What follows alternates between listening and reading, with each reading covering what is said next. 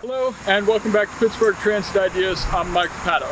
Today I've taken a field trip to my favorite transit station in Pittsburgh.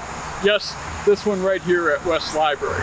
Why this one, you might ask? Basically a concrete block with a ramp in a town so small that if you've never rode the T, walked the Montour Trail, or gone to Trax Farm, you've probably never even heard of it. Well, it proves that simplicity is often best in public transit. You see, if your family is from Pittsburgh, then your grandparents, or if you're Gen Z, your great-grandparents, had a train from Pittsburgh to Charleroi that stopped right here at this station. It was run by the Pittsburgh Railways Company, ran until 1953, and to the best of my knowledge, only cost 15 cents for the full fare between Pittsburgh and Charleroi. Your grandparents also had trains to Tarentum, to McKeesport, to Newcastle, and even to Wheeling, and they were able to build all of these lines because they built stations like this one. Building stations like this one would allow Pittsburgh Regional Transit to build more infrastructure and create a more complete transit network at a fraction of the cost of the more complex modern stations. And a complete network, not better stations, is what we really need to attract ridership right here in Pittsburgh. Not only on this line, but throughout the entire system. People aren't taking transit in Pittsburgh not because they don't like the station designs, but because it doesn't take them where they need to go. Think about it. Would you rather have a T-line that goes to your neighborhood that had stations like this one at West Library, or would you rather have no line at all because PRT can't afford a nicer one? There are many abandoned and underutilized rail lines and trails around Pittsburgh that we could convert for a fraction of the price of a new line and finally get rail to more Pittsburghers. In my view, however, Pittsburgh Regional Transit's next transit program is going exactly the wrong direction on this one.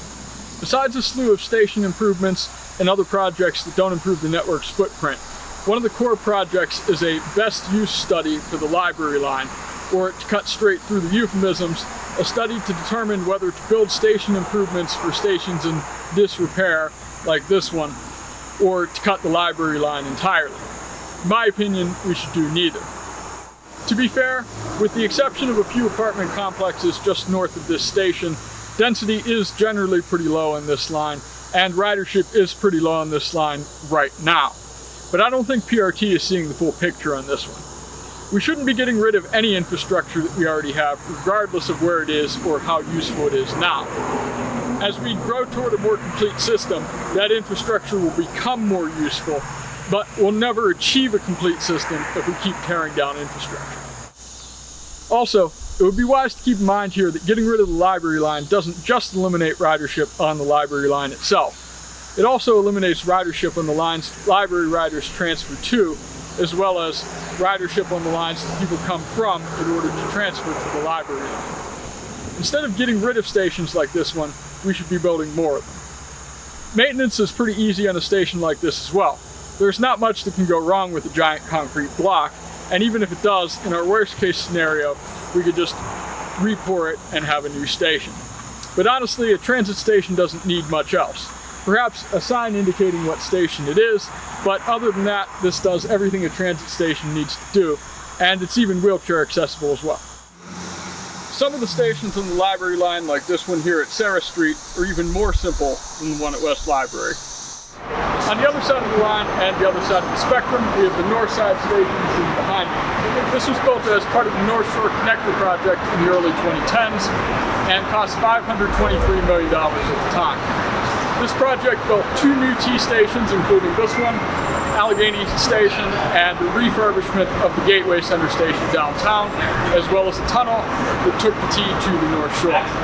Even accounting for inflation, though, this costs more than the West Busway, which is a much longer line and has twice as many stations. New stations are almost always overdone in the United States, and we simply don't have the money to build them that way. And keep in mind here too that new stations are going to look old sooner than we think. The Jamaica Parsons station in New York cost quite a lot in the late 80s, but now it just looks old and outdated. So unless we're truly building cathedral level masterpieces, let's just keep it simple. If there's a demand to improve it later, maybe we can consider it then, but we should be building a complete system first. But Mike, you might say, transit stations are regulated. Yeah, I know that. We still have exactly the same problem, just with the legislature and the bureaucrats one level up, rather than the PRT administrators and the public. This problem also rears its head in other areas of society as well. Consider housing, for instance. If we were to consider a house anything with 4 walls and a roof, a toilet, and a power outlet that can handle a space heater, we'd have a lot less people living in tents and a lot more people with some degree of shelter. But try to build a house like that in the city today and see how fast that gets torn down. You can't legislate your way out of a lack of wealth through regulation.